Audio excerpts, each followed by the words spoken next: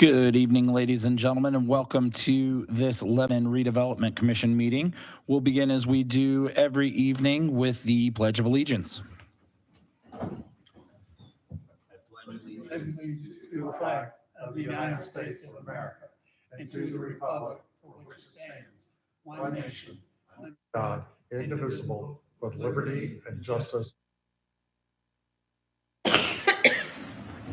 Thank you very much for that. And we are present with the exception of Dr. Taylor. He was unable to join us this evening. So that is roll.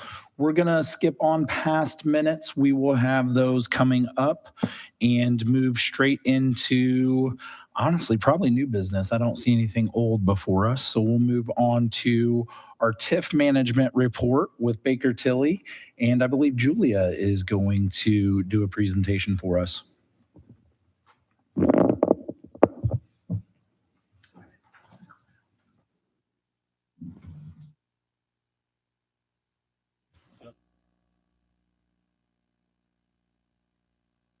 Like Corey said, my name is Julia Dankman. I'm here with Baker Tilly and my colleague Emma Adlam, here to report the 2025 TIF management report.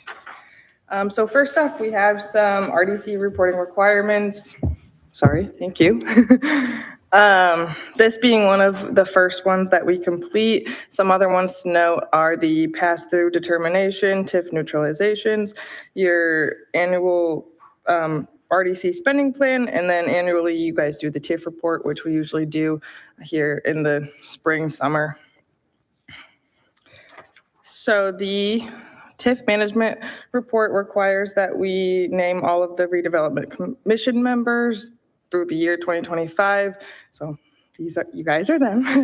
And no RDC members were removed in 2025, and you guys have no employees. Skipped one. Here we have a list of all of your allocation areas. Main one to note is your industrial park, and you've expanded it about 7 times. You'll see all of the established and expiration dates here. And then on the following page are a list of more of your single TIF developer site allocation areas. So lots of them here. Some of your newer ones noted down here. Then moving on to your finances, the DLGF requires that we show all expenditures and revenues listed by allocation area. And these include RDC held accounts as well as trustee bond held accounts. So that's why some of them may look a little bigger than you'd expect. So for example, Lebanon Industrial Park, you'll see that total expenditures of around $8 million. Some of that is probably to do with the payoff of the shell building, which was about $4 million. And then another is the field house. You'll see that's about $4 million. And a lot of that has to do with the issuance of the infrastructure phase 2 bonds. So as well as categorizing them by allocation area, we also have to categorize them by your State Board of Accounts classifications. So those are all listed here, just separated out into different categories. And then we also have to note the grants or loans that the RDC has entered into, which you just have 3 right here. And then you haven't distributed to any other units. And then the DLGF does require a list of all individual fund balances, which there's a lot of them. So if you want to see any individual funds, they're on the report itself, which you should have in front of you. And then moving on to debt payments, here you'll see your total principal and interest outstanding, and that's as of December 31st, 2025. Same with principal and interest paid on debt, that's as of December 31st, 2025. So that's calendar year, what was paid. The maturity of the bonds, so these are their last final expiration date of when they should mature. You have a lot of bonds in the industrial park. You have about 7 here and then a couple throughout. And then we actually have another on the following page. And some of these are more of your single site developer TIF one. bond issuances, some of the newer ones, the field house and the new cold. And then you do actually have one TIF housing allocation area, and that's the Waterford allocation area that was established in 2020. No homes have been built in there yet, but we still have to note it in here. And then last and final note, just your school work coordinator is paid from those non-TIF lease revenues that you guys receive. And that's all pretty nice and quick. If you have any questions, let me know. Thank you very much. Commission, any questions for Julia? Seeing none. That makes life pretty easy. Thank you very much for the information and getting it to us in a timely fashion, as always. That will move us to our only other item for the evening. We don't have to take any action on that, correct? No. Yeah, okay. My apologies. So moving us forward to item 2 on our agenda. This is a discussion regarding bot project for the LEAP Training Center. And I believe Mayor Gentry is going to go over just a little bit of details here for us. Good evening, Commission. This is kind of a heads up, so to speak, for you guys. Getting our time machine back when the state of Indiana was working to attract Lilly to the LEAP district. The state made some commitments to Lilly that they would be helping with the facilitation and creation of a training center to serve not just Lilly, but to serve, frankly, the whole region from a training and workforce coordination standpoint. So kind of similar to what we do in the Gene Haas Center, however different, certainly based on different industries with that process. So we've kind of got to the point now where obviously Lilly has progressed quite a bit now, and they have workforce needs they're trying to fill, and they're trying to start moving this project forward. So for a long time, this ball was kind of sitting in the IEDC's court to say they would be going to the legislature to get funding for it, et cetera, et cetera. As we all know, probably know, the last budget session at the state legislature was not a pretty one for many people. The revenue forecasts were not very good.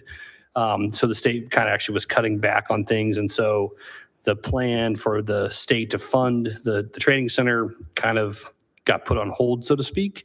And so with that, there's been kind of a delay in this project, but this has kind of always been contemplated, certainly in the LEAP district, but obviously with Lilly's continued investment and the continued attention and interest we've seen in the LEAP district from other tenants or potential tenants, this has kind of come back to the forefront now. So there's been this ongoing discussions, and really the city of Lebanon kind of got looped in and said, is there a way you guys can help us with this project? And so, obviously the city has the ability to do these build, operate, transfers, or BOTs, to kind of help start the process and move it kind of forward. So I will say the plan that we have is not that the city would be on the hook for this financially, but there may be some processes that come through the Redevelopment Commission to facilitate the BOT agreement, some of the scoping, things like that, some approvals that come back before this board. So I just wanted to kind of let you guys know that this is happening. These are discussions ongoing, but we're structuring in a way that the city is not going to be the one that's going to be responsible for the payment for the facility. So that's a commitment the city of Indiana made. We expect them to stand by that commitment. And so we're working kind of with the partners involved to work that forward. But because of the structure of a BOT, the city can kind of start the process, get the design going. And frankly, the goal is to try to get some shovels in the ground this year on the training center. And what they're talking about doing out there really would be unique for the Midwest. It's called a NIBRT training facility. I don't know the acronym. I can't tell it to you. I just never remember the NIBRT stuff. But it's very similar to what they do, certainly in their Ireland training facility area there, that they've kind of a model Lilly's developed over there. But NIBRT is kind of a national or actually international program, kind of excellence when it comes to life sciences. So having that facility here, that would kind of serve as frankly, the Midwest hub for NIBRT training, which would be a great amenity, of course, to have in Lebanon and have people coming from all different companies getting trained there on the facilities there. Purdue and Ivy Tech are both in partnership discussions with this facility. Some type of agreement with Lilly is involved as well too. So a lot of moving pieces on it, still very high level. Just kind of wanted to give you guys an update that this is kind of being talked about, worked on, and then they come back before you at a future time. Great. Thank you. Any questions from the commission? So will there be a financial, I mean, I know you say it's not going to be on us, but Yeah. with the BOT, I assume there's going to be some leveraging and it'll probably flow through us. There's through this that's what's, so the discussion at the moment, this training center, again, it's still conceptual, right? So has not been designed yet. The range they're giving us is between 50 to 75 to $90 million, right? So big range on that. But as of course the BOT process moves forward, that kind of narrows and we get a guaranteed maximum price through that process. And in the background, we'll also be working through all the financials. So essentially the structure essentially is that whatever the lease payments are, or whatever the bond payments would be on the facility, would be what Ivy Tech charges to Lilly to make those bond payments. So similar, but not exactly as the Gene Haas Center that we have currently, because the lease payments don't cover the bond payments. However, in this situation, it would. Now, granted, the state of Indiana swoops in and provides the capital for it. That bond payments are no longer necessary, right? So that's kind of, and we have to work through too of, at the end of the day, who's the owner of this facility. We don't want it to be the city of Lebanon. We don't want this to be a city facility. We learned our lesson on the Gene Haas Center that we don't want to do that. So who that partner is yet, that's still TBD, but those discussions are ongoing of who the right partner is to be the owner of that building. But again, it's amenity for Lebanon, frankly, providing that workforce training. We hear all the time too of, these jobs in LEAP aren't for people locally, in which that's not the case. Like the goal is to have this pipeline, this training, not just for current residents, but future residents, our current kids in our high school, to provide this pathway for them to know that they can get all the training they need to have a great paying job here in our community as well too. So that's the vision for it. That's the long-term plan. Still a lot of details to work out, but I wanted to kind of make sure you guys were looped in at the early part of the stage of these discussions. Thank you. Any other questions from the commission? Good deal. When is from the financial perspective or the actual vision of the plan? I mean, I hear we talk, Mm-hmm. but I want to know where's the brick? Yeah, so I'll walk you through kind of. Yep, I can walk you through the process. So essentially what will happen, so when the city passed the build, operate, transfer ordinance that allows the city to operate that, they gave the authority to issue RFPQs to the mayor, right? So I can issue an RFPQ and we can start the process. And so once you have that, you'll have respondents to that RFPQ. The selection committee will then select who they feel is the best fit for that project. That project will then enter a scoping period where it will be designed or essentially designed enough to get you a guaranteed maximum price. So we'll know how much it will cost. And at that point, there will be a scoping agreement that we'll enter into with the firm that's selected, the team that's selected. And they will begin executing the construction of that facility. So again, we're very early stages. It's kind of with the BOT, it does kind of get more and more in focus as you move through the process. And so certainly the big vision today, but the long-term goal is delivering a facility here in our community that will provide that direct workforce pipeline and training options for people. Yeah. I guess we'll get the same commission each time if they make. Yeah, so I would say key milestones would be, the issuance of the RFPQ. I would envision someone from the Redevelopment Commission, similar to you're on the West Side Park kind of selection committee. I would envision someone from the RDC serving on the selection committee alongside with other representatives from the city as well, and maybe some other partners too. Maybe it's Ivy Tech, maybe it's Purdue, whoever that is. We'll have that selection committee together. And then we'll update you guys as that process goes forward. But then that's the scoping period, usually 6 to 9 months. It's just depending on the complexity of the project. And then there will be, that's when the scoping period agreement is, or the development agreement essentially would be at the end of that scoping period. So there will be checkpoints along the way where there'll be kind of updates provided to the Redevelopment Commission and the public as well.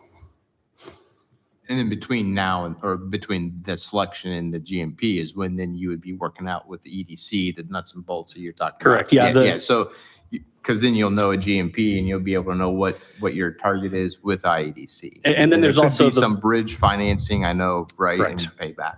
Yeah. And there will be, of course, and frankly, there's, again, based on the complexity of the building, it may be a 12-month construction period, right?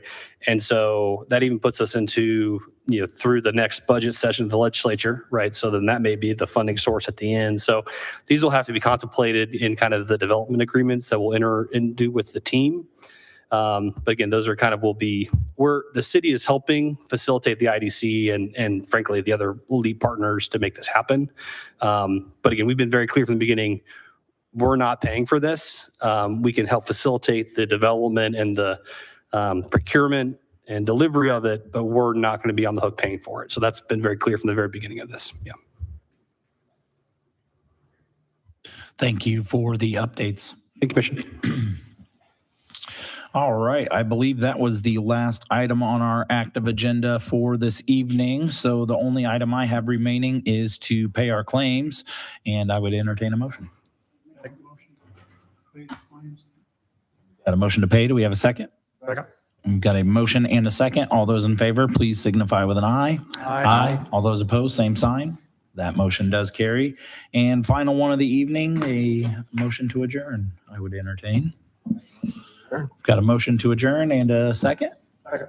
A motion and a second. All those in favor, please signify with an aye. Aye. All those opposed, same sign.